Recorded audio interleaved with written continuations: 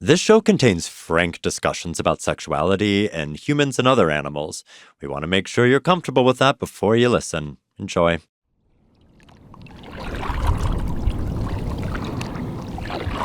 Do you see the giant great blue heron? Yes, flying. Huge. Whoa. Do you see? That is a Jurassic creature. Wow. The wingspan. So we're in a canoe, floating. In New Orleans' Bayou Bienvenue. This bayou touches other bodies of water, eventually then connecting to the Gulf of Mexico. There's a beautiful anhinga up there. My name is Cory Diane. You can call me Diane. Composer, I'm an artist, queer thing, an earthling. I got a lot of curiosity. And I've been in this little love affair with these Gulf of Mexico whales, these Rice's whales, for like 7 years or so. Rice's whale is a fine name, but it's not really their name. It doesn't really speak to their queer elegance and mystery. And it's probably not what they call themselves.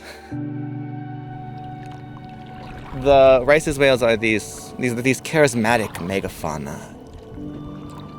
They're unique in that they're really thought to be the only resident whales of the Gulf. They live there year-round. And it seems they've lived there for at least 3 million years. But the Gulf of Mexico has changed really dramatically in the past 100 years, the past 50 years, as really one of the primary sites of shipping and of oil activity on the planet.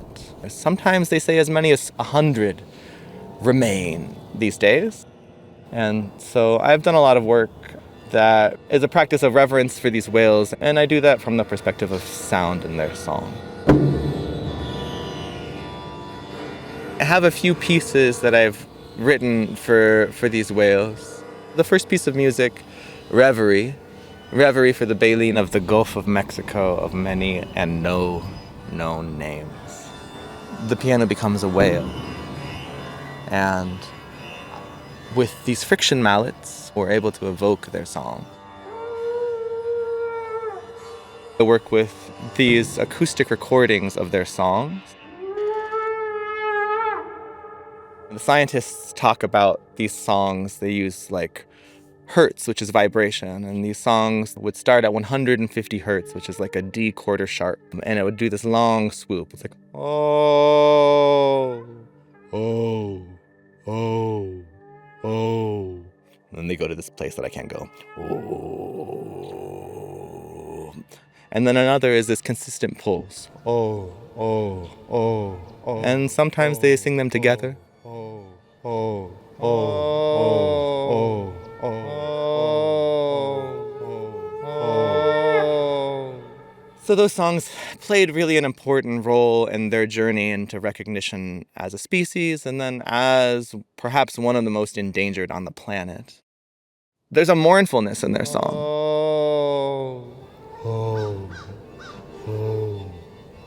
And I have a sense that there's this affirmation of like, we are still here.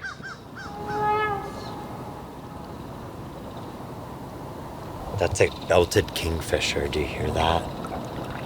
And that's a little blue heron. They make these beautiful dives, and that's where they like to be. That's where they eat. But who knows what they're singing when they're down there, you know? What other choices are they making down there? What other conversations are they having? Where are they fucking? Where are they fucking? How are they fucking? Whom are they fucking? Whom are they fucking? When are they fucking? I called their song mournful, and there is that quality. And you know what another quality of that song is it is ecstatic. It is erotic. It is euphoric, you know.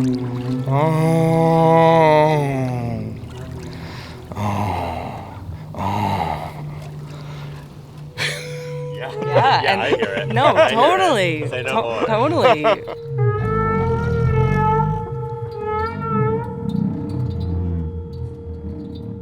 A big piece of the queerness of these whales is like what they teach us about the beauty of being beyond categorization, about leaning into mystery and uncertainty, of being unseen, and the beauty of, like, we don't know what we don't know.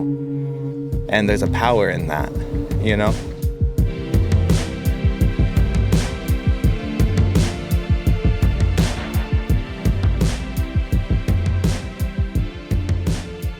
Hello, I'm Owen Ever. I'm Laine Kaplan Levinson, and from Double Double, this is a field guide to gay animals, a podcast about queerness in the natural world. Oceans are gay as fuck. What? They are, truly, truly.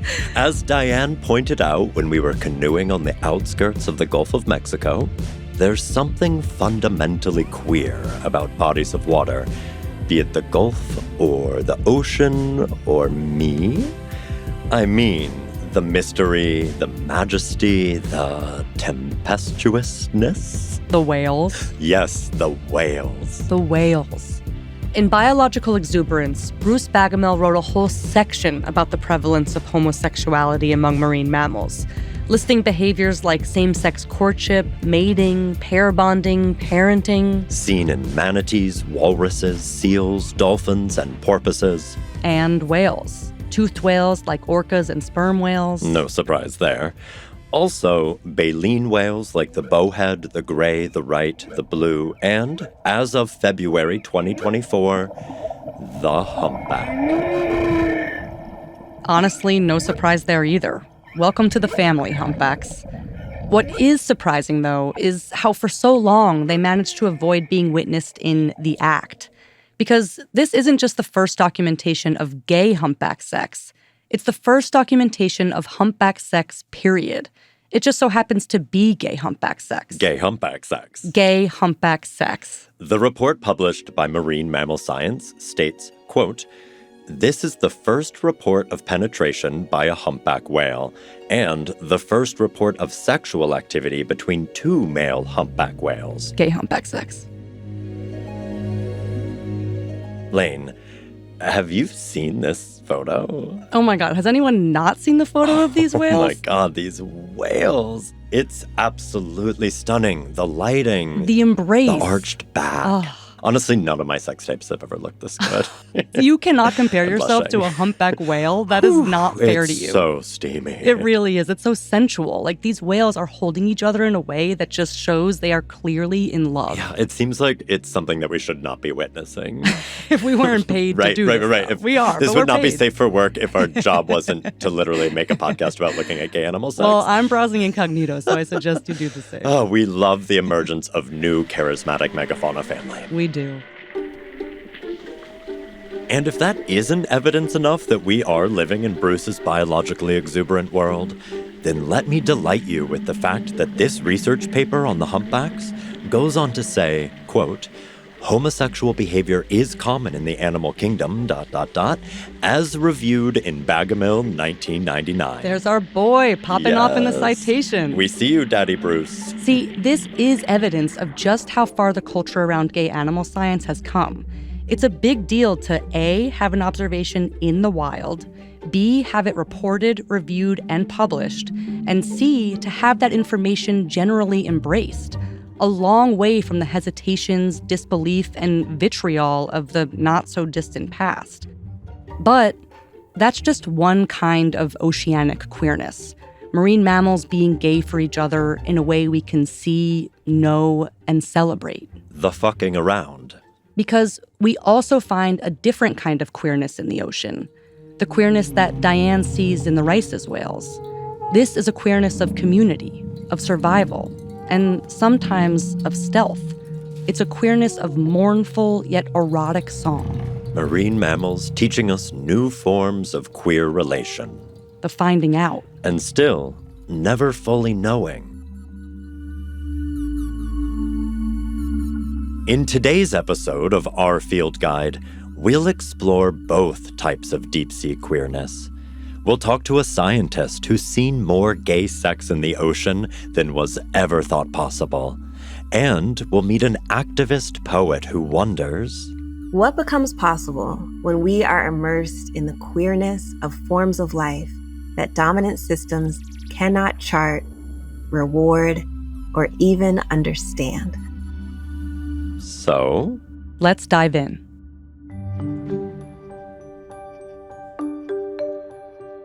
The first time I saw a blue whale, I was 15. I think I was in maybe a 20-foot boat, but not bigger than that. And I remember who I was with. They called themselves the clam boys, who mainly went clamming, but this time they were going out fishing, and they asked me to come with them. And it was just one of those days where the water is really calm. And we had no idea there was a blue whale basically underneath our boat, and then it surfaced alongside of us. The blows even reached the boat. Could have knocked us over if it was any closer, but I'm always amazed that whales seem to know exactly what they're doing when they surface around boats.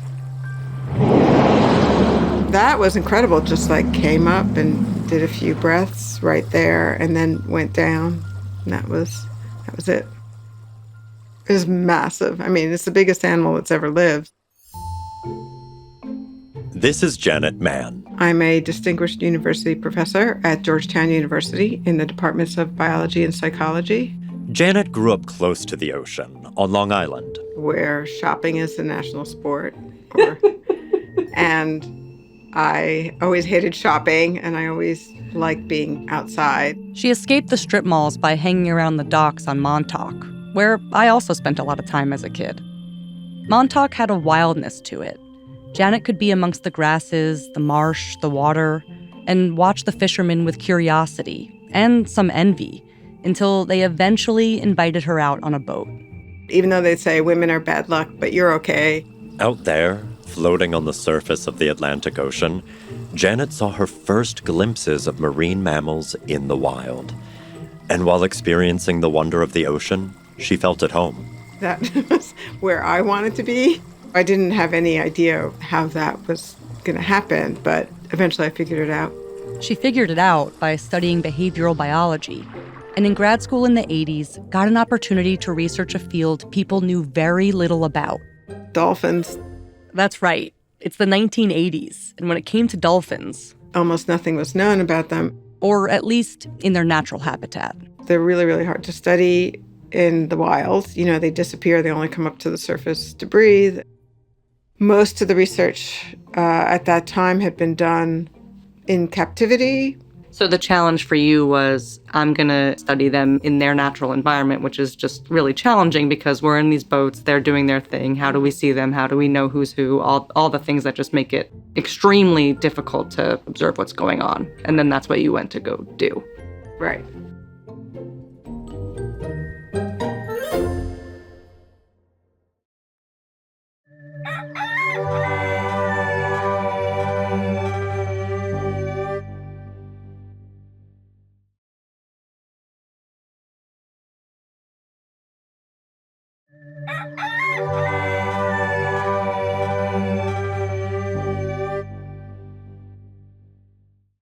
Janet's assignment took her to a place called Shark Bay on the coast of Western Australia. You know, something's going on down there, and nobody really knows what it is. Over the span of decades, Janet followed the same dolphin pods and learned all about their distinct behaviors and their culture, like the signature whistles that they use to identify themselves and each other. One might have a whistle that goes like, wee!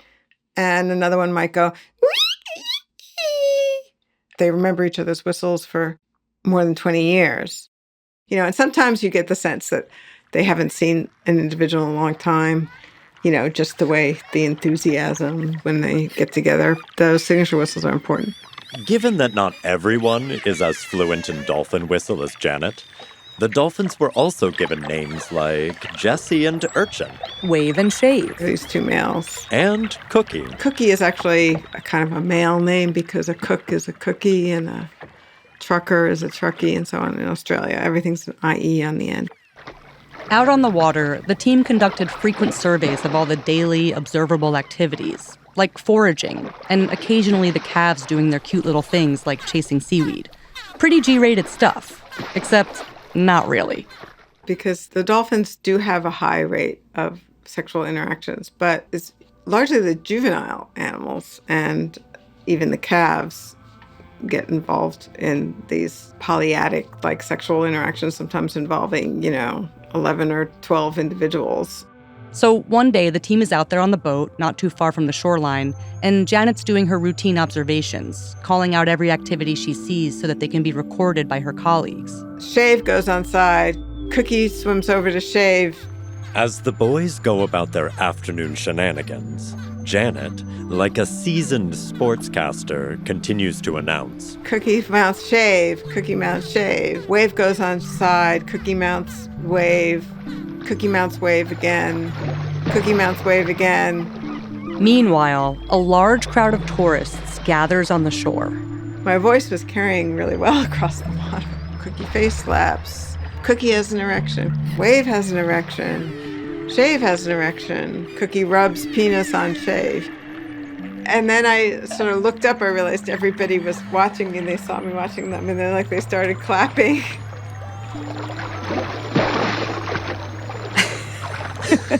Incredible. Right? Shark Baywatch. But really, what she was seeing was expanding our understanding of dolphin sex lives, of how gay they can be. And over time, Janet learned that these sexual encounters weren't by accident or mistake, but part of integrated and deeply individualized relationship dynamics. Take, for example, the story of Cookie. Cookie face slaps. And Smokey. The gentler dolphin of the two of them. Cookie and Smokey met as calves back in the 80s, when Janet first started researching in Shark Bay. And they would, play together and sometimes pet and rub each other, but they would also kind of take turns mounting each other. They started this when they were less than a year old. Then, at age 3, they both lost their moms. And then they were always together, like glued to each other. And sometimes they would hold pec fins together, like they're placing their pec fins on each other and just swim. And often, just pet and rub each other. Oh, I am very much here for a coming-of-gay dolphin story. So tender, right? But as it turns out, this deep-sea romance is about more than cute, innocuous coupling. Because dolphins are decidedly big fans of group sex. Yup, gay dolphin gangbangs. Sometimes several would kind of gang up on one individual who we used to call the one who's it, and they would all mount the one who's it. So when it comes to the sex lives of gay dolphins, there's this being it, which is essentially the pass-around party bottom. And there's also a sexy little thing called goosing, which honestly sounds like a new Pornhub search term. Oh my God, it really does. Goosing is they take their beak like right to the genital area. They're sort of pushing very hard into the genital area. Owen, are you into goosing? Oh, okay. Well, we're going to keep that off the record, Lane. People want to know. Now, while there is this culture of dom-sub frat house hazing kink going on among dolphins, hot, Cookie and Smokey's dynamic shows that sex can play out in all kinds of different ways, especially in long-term relationships. And I noticed, like, between Cookie and Smokey, that it was highly reciprocal, and that always interested me. So it seemed to be something about that relationship that was fascinating to me, especially because the males do form these adult alliances that are often together for life. But not without some drama. Exactly. Remember how they live in a place called Shark Bay? How could I not? Sounds like a gay bar. Oh, and everything sounds like a gay bar to you. Okay, well, there are definitely sharks in these waters. And at one point, when Cookie and Smokey were about 7, Janet realized she hadn't seen Smokey for a while. I was worried about him, and it turned out a few days later, we found him with a big shark bite. And the first thing he did was look for Cookie. But the poly waters move fast in Shark Bay. Cookie was now with Jessie and Urchin. Oof. Yeah. And they were kind of excluding Smokey, and Smokey actually tried to join up with them at one point, and they sped up away from him. I do remember very vividly when Smokey was abandoned. I remember he just stopped in the water and just hung there, very still, which dolphins don't usually do. You just wonder what was going on in his mind. It's hard not to anthropomorphize, after you saw how close they were.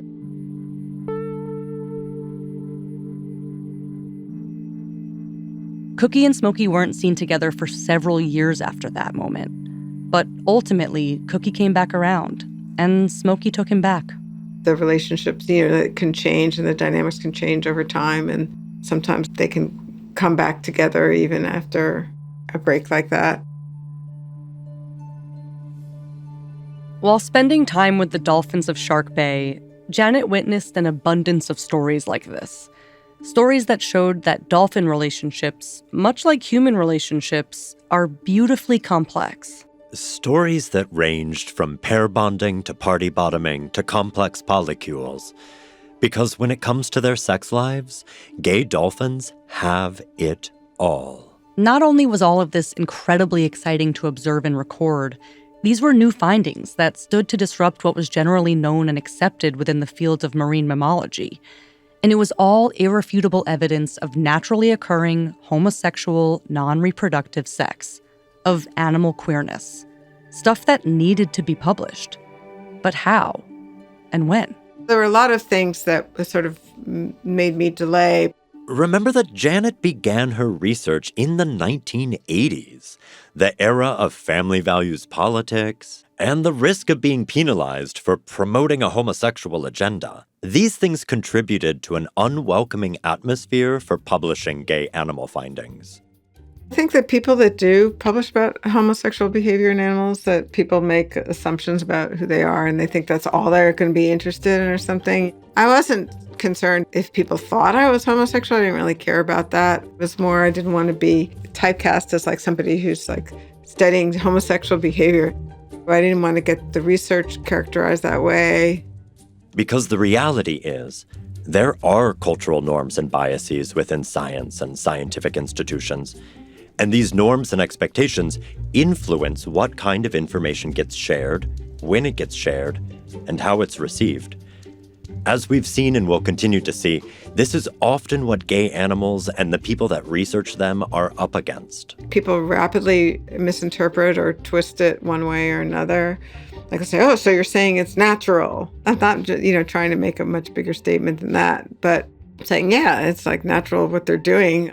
Plus, Janet was worried that Georgetown, where she was teaching at the time, wouldn't stand by her, especially so early in her career. Georgetown was also like a more conservative university at the time. I felt like I probably needed to be in a good enough position academically that I could withstand that as well. So Janet sat on her gay dolphin research for nearly 20 years. I ended up publishing on it after I got tenure, but it was because I was invited to do a book chapter on the homosexual behavior in animals. And I thought that was a perfect opportunity to take all the data that I had and do something with it. This book was published in 2006 and is called Homosexual Behavior in Animals, An Evolutionary Perspective. It's got chapters on, gay flamingos, bison, deer, macaques, and of course, dolphins, which is where we discovered Janet and her work, and our old friends Cookie and Smokey, who have had quite a life together. Cookie's had several severe shark attacks, and so has Smokey, but they're pretty mangled looking. But now they're 35, going on 36, and they've been together ever since. Thanks to scientists like Janet, we now know, measurably, quantifiably, objectively, just how gay marine mammals can be. But what do we make of this knowledge? What does it mean to have our queerness reflected back to us in this way, from creatures so unfamiliar and from such a deep place? This field guide is not just about finding gay animals. I mean, it is. But also, it's about finding those reflections and connections. And finding ourselves. You see the attempt to make the ocean straight and make the marine mammals gender binary and somehow also straight. And it's like the ocean is not, it won't happen. It can't happen. Coming up, we'll spend time with a different kind of aquatic animal expert. A poet, an author, a scholar. Alexis Pauline Gumbs.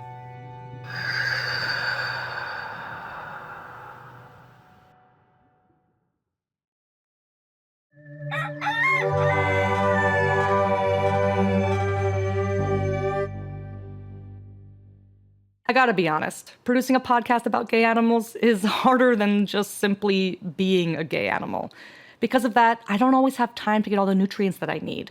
But since I've started drinking AG1, I feel more balanced, energized, and hydrated.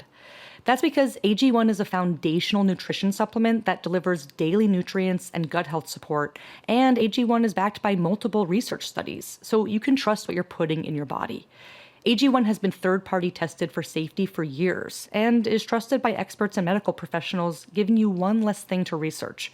I recommend AG1 to all my fellow gay animal enthusiasts because AG1 has been third-party tested for safety for years and is trusted by experts and medical professionals, giving you one less thing to research. Did you know that after 90 days of AG1, 97% of people in a research study felt digestion improved? Incredible. So if I had to recommend one product to support whole body health, it's AG1. And that's why I'm excited to welcome them as a new partner. It's easy and satisfying to start your journey with AG1. Try AG1 and get a free 1-year supply of vitamin D3K2 and 5 free AG1 travel packs with your first purchase at drinkag1.com/fieldguide. That's drinkag1.com/fieldguide. Check it out.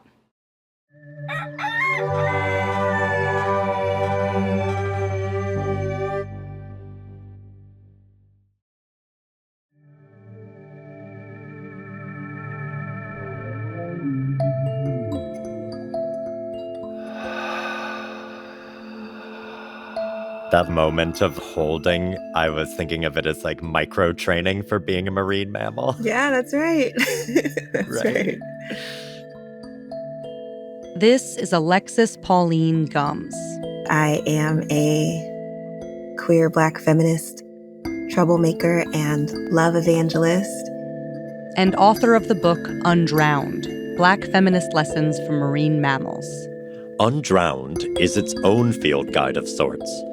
Drawing from Alexis's diligent research and time spent with marine mammals, looking, listening, allowing lessons about our shared queerness to emerge from the deep. Because in addition to being a doctor and professor at Duke University, she's also a marine mammal apprentice. A marine mammal apprentice who grew up on the water. I am a shoreline descendant. So I'm a daughter of Caribbean immigrants, also Shinnecock folks. Shinnecock literally means the shoreline, from the shoreline of what is now Long Island. But specifically being the child of West Indians, what that means is that the way that we learn to swim is that our parents, they throw us in the water. They're like, you'll remember, which is beautiful. Maybe we're inherently swimmers as mammals, but also kind of scary.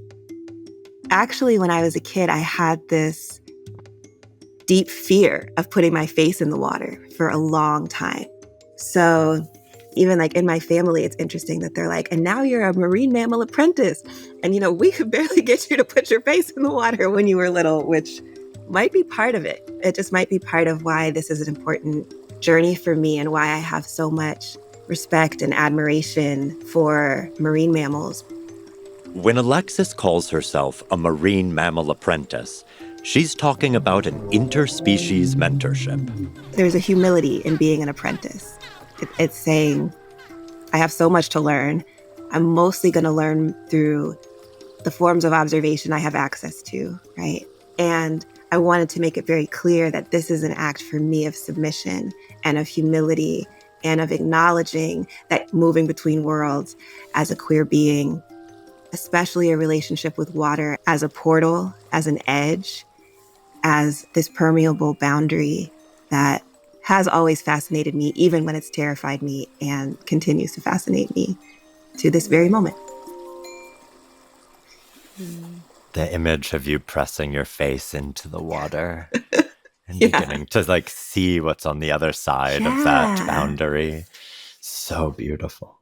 Yeah. That's so evocative of something that you write about, which is mammal recognize mammal. You just said so many beautiful things, and it could, in some ways, be broken down to mammal recognize mammal. Mammal recognize mammal. Yes. And that always makes me think of saying kind sees kind in terms of like a queer recognition or understanding. Yes. We say, I see you. Exactly. I'm definitely consciously referencing kind recognize kind. There's also game recognize game. It's like, okay, there's these different ways of saying I see you. And I can see you because of my own experience, right? It's not a looking that is about separation. It's a looking that acknowledges some kind of commonality. There's the socialized forgetting of our mammalness, our broader kinship across species that I'm insisting on when I say mammal recognize mammal. It's been so great. Everyone has been sending me the articles about the gay sex among humpback whales. The humpback We were whales. wondering how many messages you It's got. like everyone Did you everyone get dozens? knows that they're like, yeah, everyone's like, I thought of you. Which is an example of kind sees kind. Right. I mean, Exactly. Yeah, we celebrate Yeah, that. And, we and celebrate those are our that. kin. We celebrate that.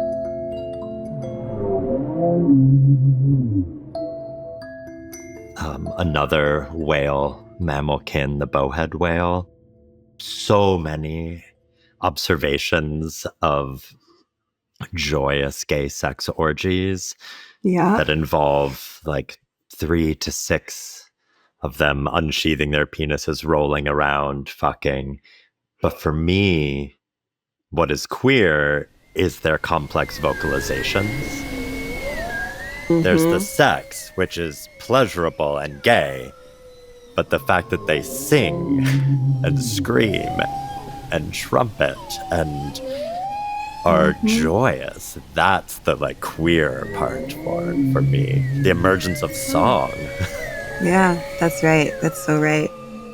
It is the song that is queer. It is the queerness that is the precondition for the song. And also what the song makes possible more and more and more.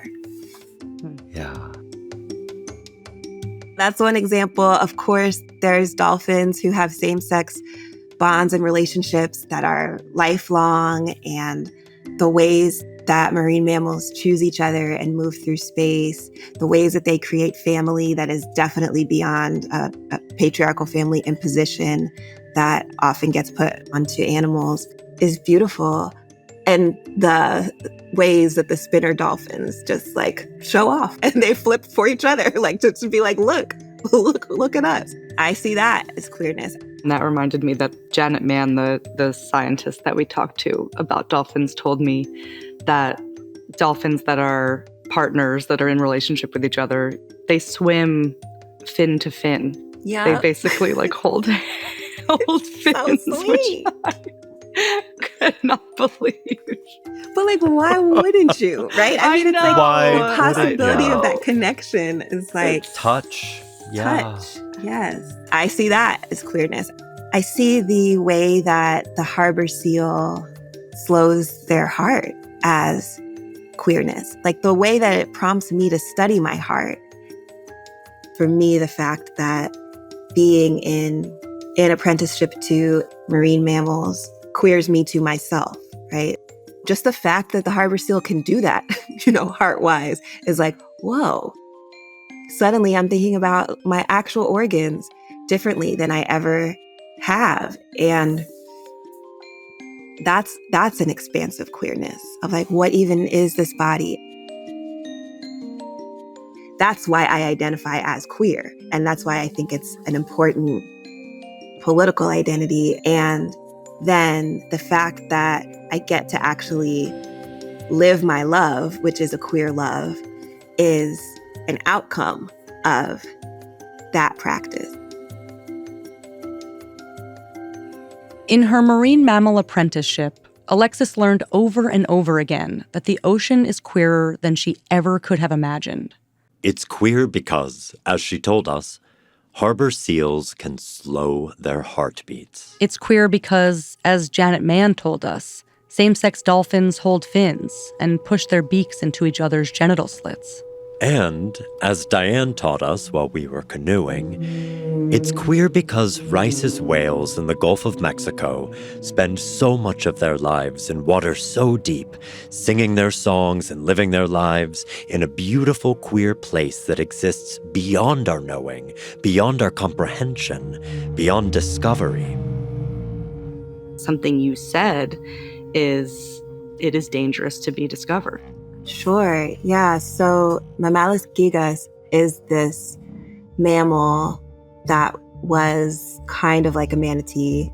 The Hydrodamylus gigas, discovered in 1741, like a manatee, but much, much bigger. So what happened is that, specifically in support of the fur trade, people decided to hunt and eat them.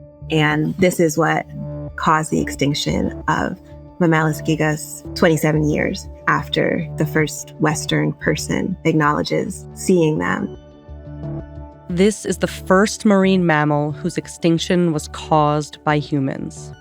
That is the implication of an extractive gaze. The danger of being discovered. But are there other ways of knowing? Are there queer ways of knowing?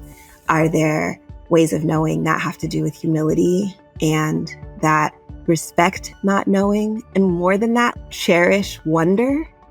That the best thing is for me not to know and to be able to wonder? There's a practice of freedom in that.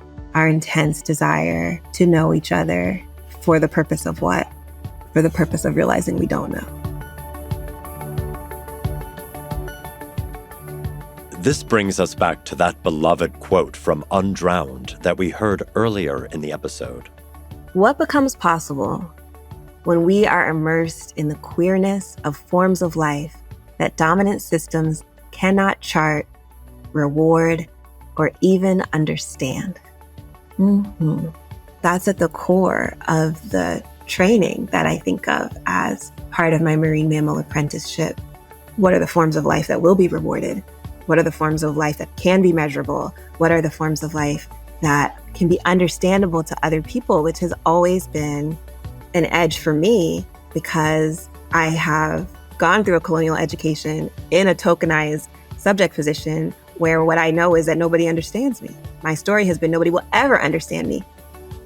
And this is also part of what the marine mammals have disrupted for me because, well, actually, a lot of people have the same queer desire towards the marine mammals as you, Alexis. And here they are. Now they can find you. Now you can find them, Hello, everyone. Write in, call in. Right, Below the conch shell on the shoreline. Yeah, exactly. Yeah. That's right. It's right. It's like all the messages and all the bottles, all the things. So what becomes possible is a question that I need to keep coming back to. I do have to continue to follow the impulses that I have that could fully well not ever be understandable to anyone. There's a freedom in that, and there's a risk in that. And isn't that queer love? Which is so liberating and terrifying. Right. That's pushing your face into the surface of the ocean. Into the water. Yep.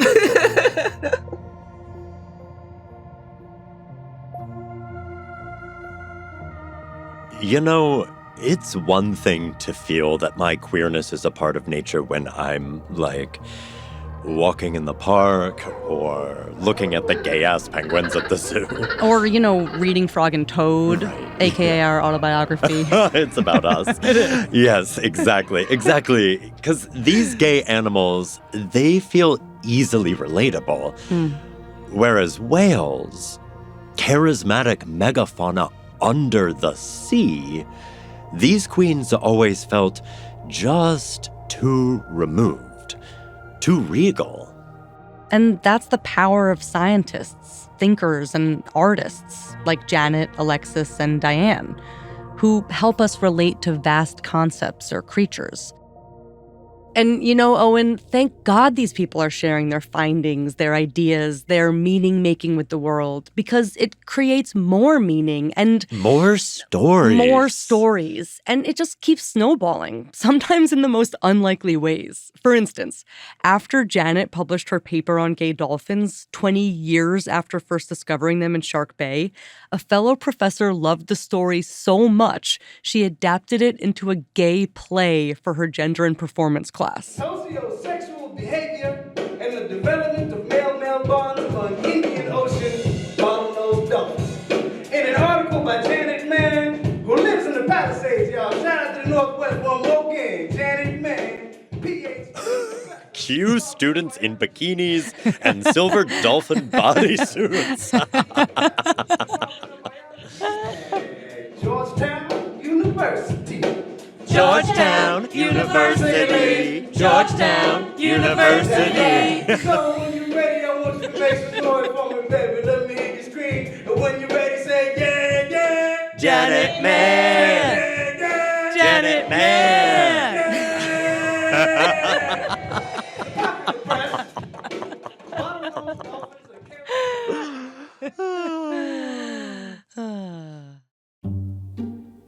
In our next chapter of A Field Guide to Gay Animals, Moms for Liberty was hard at work, particularly in Wisconsin for whatever reason. Like, they just don't like queer ducks in Wisconsin. The beast's only crime is that he has no interest in mating with cows, but with other bulls instead. Something inside of me was able to latch onto his plight. My sleeves were being rolled up. I was coming to get him. The Irish people were coming to get Benji.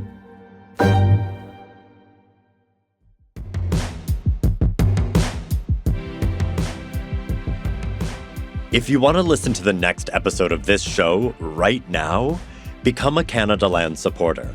Just go to canadaland.com/join or click the link in your show notes. This helps shows like Field Guide keep going. Plus, you'll get every episode early and ad-free. A Field Guide to Gay Animals is a production of Double Double Podcasts from Canada Land. I'm Owen Ever. And I'm Laine Kaplan-Levinson. This episode was hosted, written, and produced by us. It was also produced by Nathan Harrison, Katie Jane Fernelius, and Aviva Lassard. Sound design and mixing by Hannes Brown. Our executive producer and editor is Julie Shapiro. Woohoo! Our commissioning producer is Alan Black. Our publisher is Jesse Brown. Our artwork is by Tony Wong, featuring original illustrations from Biological Exuberance, courtesy of John Megahan. Our theme music is Wolves by Hooray for the Riff Raff, courtesy of None Such Records. This show was recorded at WWNO Studios in New Orleans. They have a great podcast called Sea Change about the environmental issues facing coastal communities. Check it out if you haven't already. Additional studio and recording support by Josh Wilcox at Brooklyn Podcasting Studio. Thanks to our additional field guides for this episode, Cory, Diane, Janet Mann, and Alexis Pauline Gumbs. Be sure to check out Alexis's upcoming book, which is called Survival is a Promise, The Eternal Life of Audre Lorde. We cannot wait. Thank you to Natsu Onada Power for sharing footage of her gay dolphin play. And thank you, Owen. Oh, thank you, Laine. Find us on Instagram at A Field Guide to Gay Animals. We'll have pics from our canoe trip with Diane. And we'll share the photo of the gay humpback whales. It'll be good for the algorithm. Call or text the Field Guide hotline at 504-264-2265. Tell us about the lessons you've learned from marine mammals. Yes, send sights and sounds from bodies of water near you to 504-264-2265. You can listen to A Field Guide early and ad-free on Amazon Music, included with Prime. If you like our show and want the whole animal queendom to know about it, please follow, rate, and review us on Spotify and Apple Podcasts. It really does make a difference. It really does. Thank you for listening. Thank you.